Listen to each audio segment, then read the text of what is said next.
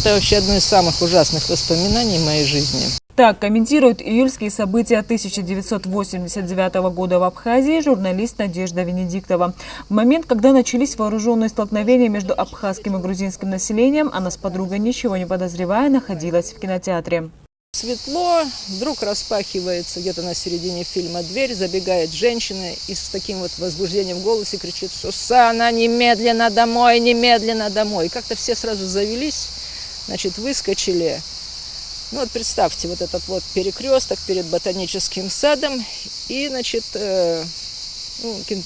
кино сразу прекратили, и мы, значит, пошли, вот сад здесь, мы, значит, так вот пошли, перешли на ту сторону, и в это время увидели, что навстречу, значит, спускаются два огромных самосвала, в которых стоят голые по пояс мужики. У них какие-то колья, там арматура. А вокруг машины едут медленно. И там, в общем, полуидут, полубегут женщины и визжат. Ну, вы знаете, когда много женщин визжит, тем более от ненависти, ну, тут крышу сносит. Во всяком случае, меня снесло крышу сразу. Я, значит, а мы стояли на проезжей части. А я еще тогда, по-моему, не знала, что абхазы в это время стояли на площади. И я говорю, пусть задавят там туда-сюда. Ну, моя подруга Елена Заводская оказалась умнее. Она практически спасла мне жизнь. Она, ни слова не говоря, зная мой холерический темперамент, отошла, разбежалась, прыгнула на меня и свалила меня вот в такие вот кусты. Так отмечает Венедиктова, подруга спасла ей жизнь. А ведь разъяренная толпа была готова на многое. Вот просто ненавижу это вспоминать, честно говоря, потому что впервые я увидела животное начало в человеке во всей его вот полноте. Понимаете, женщины бежали, эти там стояли. Но это была такая дикость. У нас же ничего этого не было. И когда случилась резня в Сумгаите, там в Баку, я уверенно сказала, у нас это быть не может. Мы более цивилизованные люди. А потом вот эта вот национальная ненависть отключила их.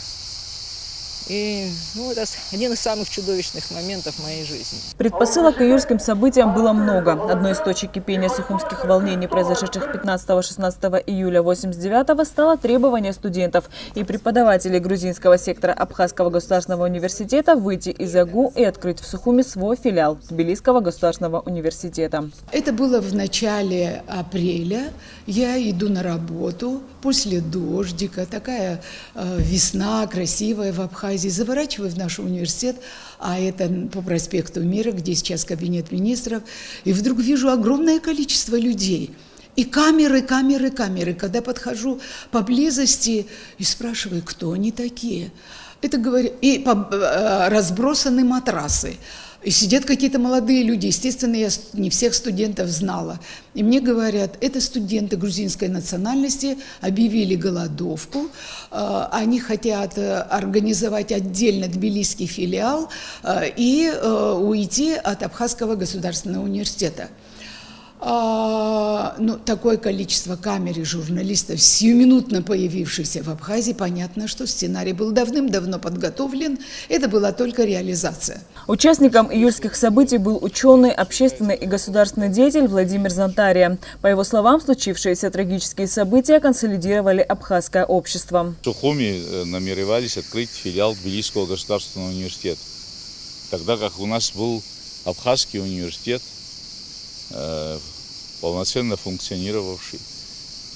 И это привело к еще большей конфронтации, политической конфронтации, которая привело, как вам известно, к жертвам.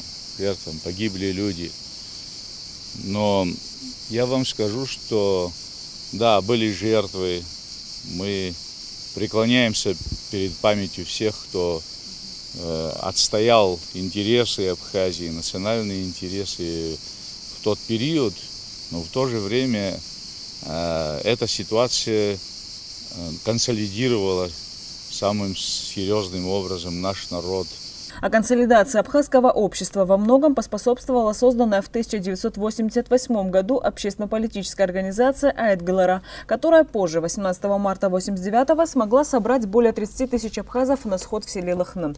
Тогда и было принято обращение в различные партийные инстанции СССР. И это движение всколыхнуло всю страну, сюда приезжали комиссии, изучали, то есть стали вникать в суть абхазской проблемы.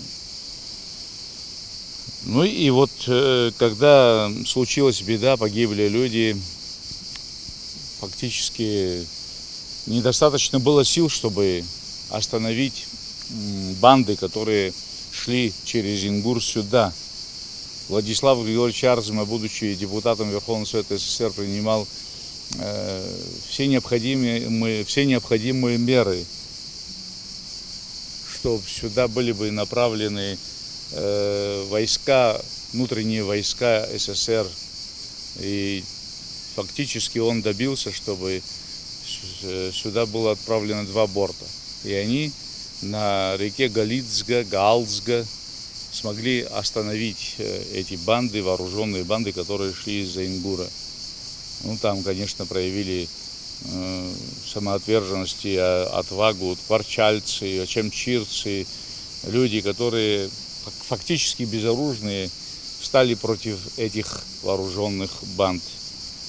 15-16 июля 1989 года в Сухуми и в других районах Абхазии впервые произошли грузино-абхазские столкновения, которые стали одним из последствий антиабхазской кампании, развернутой экстремистскими грузинскими лидерами. В результате грузино-абхазских столкновений погибли 17 человек, 448 получили ранения. Многие свидетели этих событий были подвергнуты уголовному преследованию и необоснованно осуждены судами Союза СССР за участие в национально-освободительном движении абхазского народа. Анастасия Никонова, Раму Камке, Абаза ТВ.